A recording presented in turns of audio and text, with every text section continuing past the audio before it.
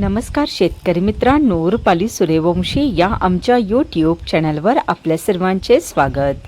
आज आपण कृषी उत्पन्न बाजार समिती कळवण येथील 12 जून रोजीचे दुपारनंतर जाहीर झालेले कांदा बाजारभाव पाहणार आहोत।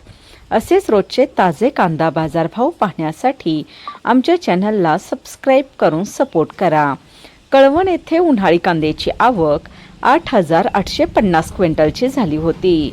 उन्हाळी कांद्याला भाव मिळाला आहे। किमान दर 400 रुपये, कमाल दर 1,905 रुपये, सर्वसाधारण दर 1,225 रुपये असे होते कळवण येथील प्रति क्विंटलमधील कांदा बाजार भाव।